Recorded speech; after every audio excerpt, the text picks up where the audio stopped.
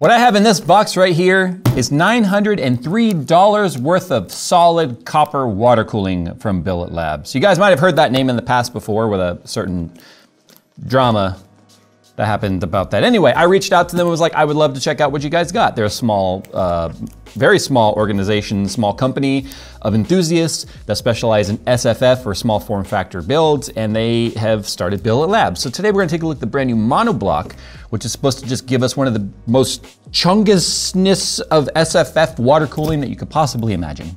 But at first, I had to get through about 62 pounds of tape to get to it. NZXT's Build is a quick and easy way to get a new gaming computer. Build a gaming PC on your budget using the built-in configurator and see exactly how your favorite games will perform. Don't want to spec it yourself? Then choose from BLD's pre-configured player PC systems designed to fit your needs and budget. To see the full lineup and specs of the NZXT BLD Player Series pre-built PCs, follow the sponsored link in the description below. I'll be honest, I'm unboxing this right now rather than doing a build or anything. I want to see what the presentation's sort of like. Like, it's officially available like January 4th, which is already passed. Intel fittings, okay, cool. So the way this works is basically you have to denote your socket, which are supported on here is LGA 1700 and AM4/AM5. And then obviously the GPU plate, it works with a 3090 Ti or a 4090. So that's one of the major differences from when the last time you guys probably heard about this, and the whole like which GPU they tried to install it on, et cetera, et cetera. It now supports two GPUs, 3090 Ti and 4090, which are 4090 FE, by the way, I need to clarify that. But, oh, is it actually stuck in there? So anyway, I would like to do a build with this, but I need to sort of get acquainted with it first, which is the whole point of doing this unboxing. I've been looking forward to this now for months, and it is finally here. I'm hoping that they have some sort of official packaging. Wait, it's in a wooden box?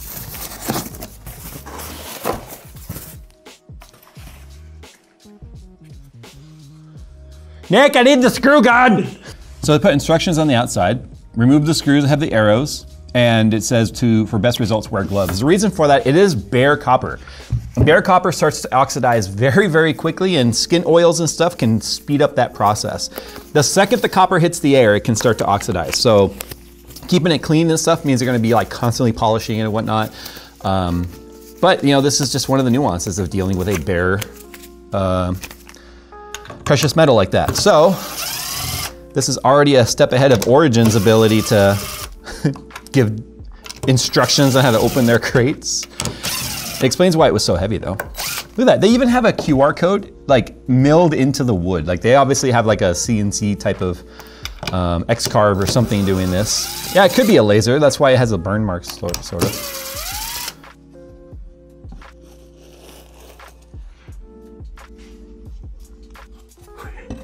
Is screwed down to this? Okay, cool. What's in here? All right, tissue paper, lots of tissue paper. We've got some things. I don't know what those are. It's little standoffs or something. We got some rubber spacers that are black, some green spacers. This is spare gasket set. Okay, so for use with AM4 only, install behind motherboard. So there's gonna be a gasket of some sort. We'll open those up in a sec. Let's get this out of the way. I could scan the QR code, you know. I do have the website open next to me though. Okay, so we've got here, oh, it's like a thermal pad. It's a big old thermal pad. Okay, so these are Intel fittings, very professional. That's fine, I'm not giving them a hard time for that. So yeah, this is just the back plate part.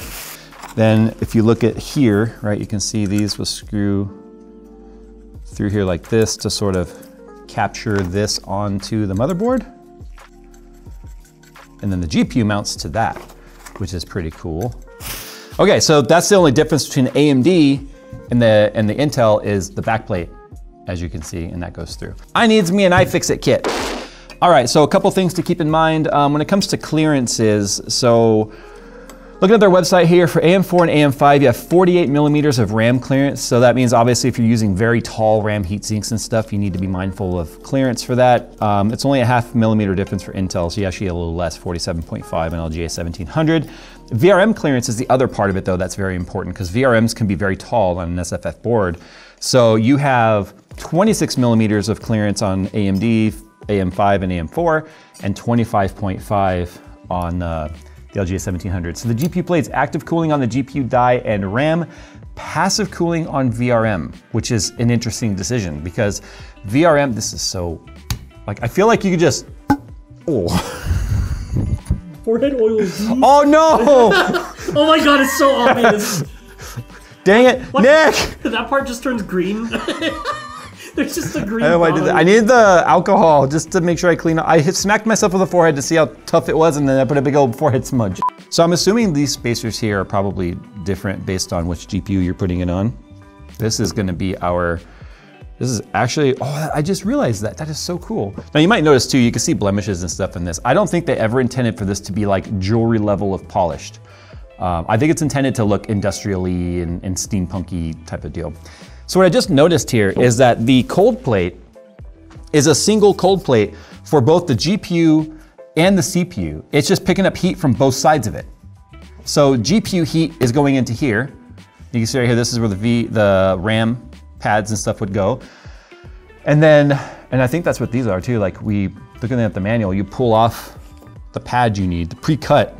EK, take notes. So you have heat going on this side for the GPU, and then heat going through the block right here for the CPU. So, okay, as I've already showed, here's the AMD back. Here's the LGA 1700 back.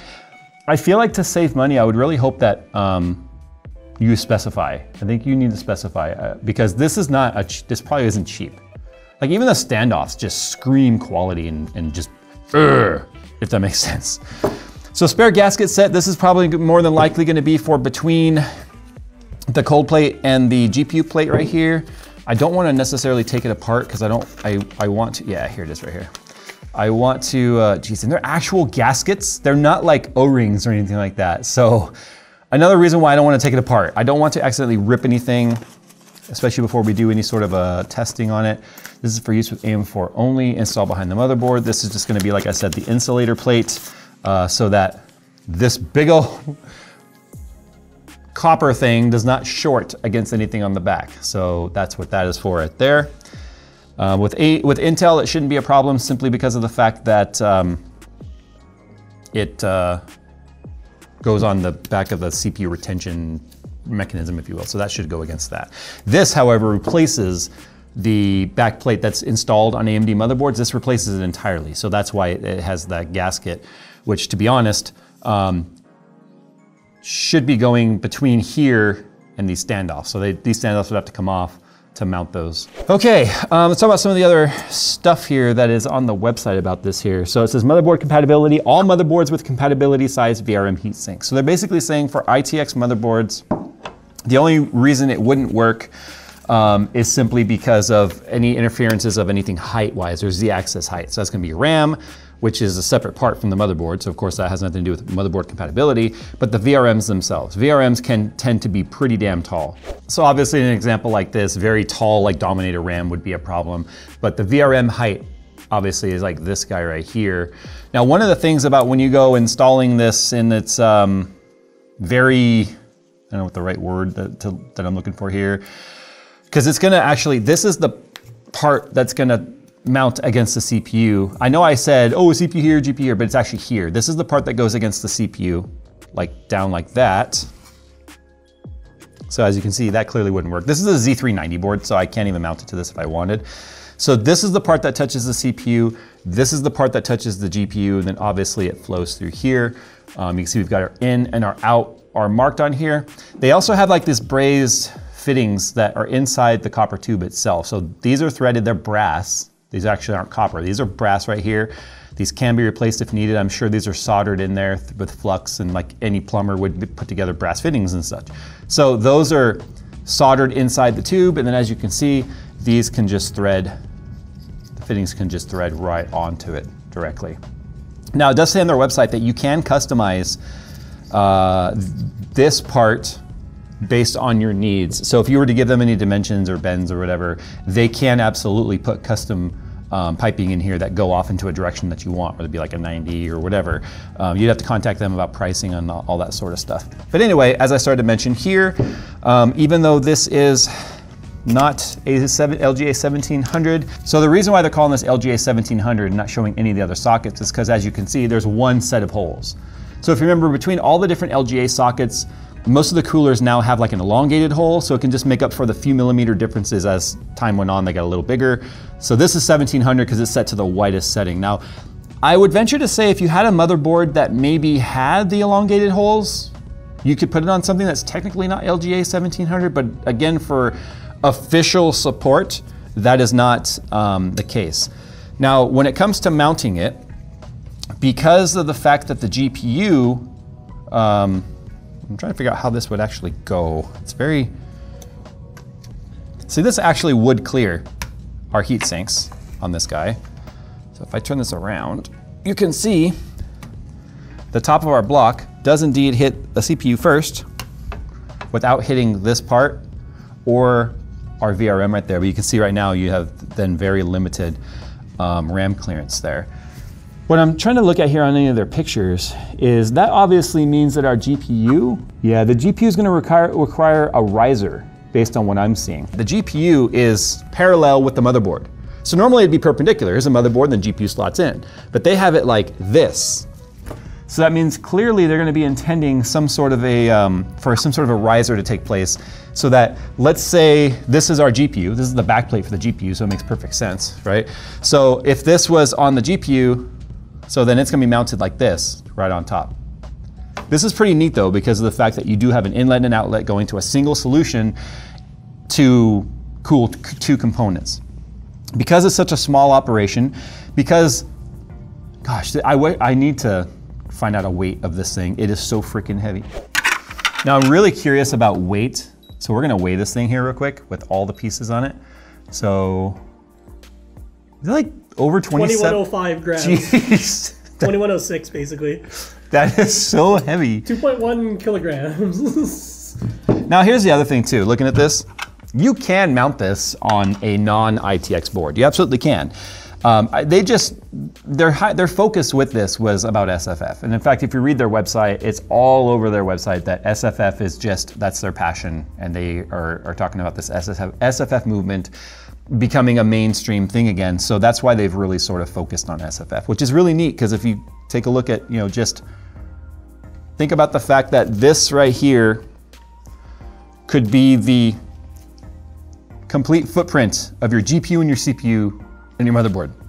So it's pretty neat. I'm not sure what else to say at this point. I'm not gonna take it apart, like I said, because of the gaskets. I don't wanna cause any damage. They are like, dude, we are not taking any chances with leaking around the perimeter. Look at how many screws are holding that down. So it's pretty impressive. The price is also very impressive. However, if we were, I've seen folks when the whole Linus thing went down, and even Linus's comments about the price, were very, very critical. And I can understand. Now, one, you have to understand, this is very bespoke, this is very small batch type of production. But let's compare some prices here. This is $903, okay? We gotta keep in mind that this is only cooling the CPU, even though it's called a mono block. It's not a traditional mono block in the sense of, it's a single block that touches your CPU and your VRMs. Typically, when it comes to a CPU monoblock, you're a single block that's cooling the power delivery as well as the CPU itself. Now these days, like if I just go to EK Waterblock's website right now, and I highly recommend you guys go check out their websites, because more brands need to be this forthcoming with info. And what I mean by that is, they show their temperatures compared to like an EK Waterblock setup with like the same rads and stuff with standard blocks and then this block. They're very open with what the test results look like. And in some tests, depending on what it is, there's maybe 1 degree difference in temperature. I love that they put that out there, because they're not touting this as being like the best cooler you could possibly buy ever in the existence of the universe. They are touting a CPU and GPU cooling solution by enthusiasts, specializing in small form factor, which is a couple of guys who literally turned passion into their business, which is, I think, how most businesses start, but I think along the way, a lot of those businesses learn that or lose that passion. These guys clearly have it. So anyway, going back to costs and stuff. Okay, so the Magnitude is a $250 block. Actually, everything's on sale right now. So let's say like $210 is probably the mid on that. So $210 for the CPU block. And then if I go ahead and look at GPU blocks, full cover NVIDIA 40 series, even though this is not technically full cover, because full cover would also mean cooling the VRMs on the GPU, VRMs being passively cooled is the one thing on this that I'm a little disappointed about. For the cooling block and the backplate, you're looking at $372. So now we're just under $600 for an EK full cover 4090 water block, FE water block, as well as the CPU block. So this is just over $300 more than that. I can see where the $300 comes in just in terms of material alone. So there is more copper. I guarantee there's more copper in this setup than any of those blocks combined. But again, I'm not here to talk about or justify its price. That is for you as consumers to talk about and justify. I was thinking this was going to be somewhat complicated to install. It's really not. In fact, if you want to talk about ease of installation, this is the part that cools the GPU right here. If we were to take apart our 4090 FE, there's only 4 screws we have to mount to, those two and those two. And these are the 4 perimeter screws around the die. You actually sandwich it. You take the long screws that are included with it, and then you end up mounting this through there, just like that. So you sandwich. And the nice thing about this is probably with these pads gonna be touching important items on the back as well. Their manual talks about all of that. So there you go. It's definitely in a niche. This is not for everybody at all. I definitely want to build with it, but the thing is, something like this this is not for just a standard build. What do I mean by that? One, because it's SFF, this is going to be complicated in the sense that it has to come out the top like that. It could probably, no, it can't come out the bottom because of your riser. So the tubes have to come out the top. There are not very many cases that are SFF that will allow clearance for these tubes to make, like even with 90s or whatever, to be able to not interfere with something. That's gonna be very difficult. So almost all their instances, they show like, there's a lot of open airframes for SFF builds. So they're open chassis stands and stuff. There's nothing too crazy about them. They did reach out to me and say, hey, if you're gonna try and do a build with this in a case, they have some suggestions on cases that they'll fit in. Something like this probably wouldn't work too well in that Nano Q that we showed, simply because that is much tighter. However, this is the kind of build I think would be fun to do open, and maybe some of that weird twisty case, but then I would wanna do bare copper piping everywhere in a very steampunk type of build, where I would have like a pressure gauge and all that sort of stuff. So that's where I'm thinking I really wanna go with this build, is sort of lean into the whole like steampunk, think of like I'm thinking like BioShock Infinite kind of a feel, right? So I think that would be a lot of fun. So I'd have to find the right motherboard to go with that theme and all that and find the case. But if you guys want to see that, sound off down below. I know I've talked about all these builds I want to do. I think 2024 is going to be the year of builds. I enjoy building computers again, and I enjoy using stuff like this that just exists because of a person's or a group of people's passion. And clearly, some of the machine work and stuff on this I think is better than what I've seen from the mass-produced stuff that we've been getting these days. All right, guys, links down below to Billet Labs. Huge thanks for sending me their water block to take, or their monoblock to take a look at. It's very simple to shop there right now. It's the monoblock. They don't have a huge portfolio of products. You kind of know what happened to the last one, so they had to start all over, sort of. And this is what they came out with. So here we go. I got one, and we're gonna do something with it. They deserve to see this through into a build. So, do you think I should do steampunk? I think it'd be fun for me to finally, like, for the first time ever, start dealing with trying to like solder pipes and stuff. I think that'd be neat. That would really suck if it leaked though. All right, guys, thanks for watching, and I gotta figure out how the hell I'm gonna repack this now. I guess I screw it back down on the board.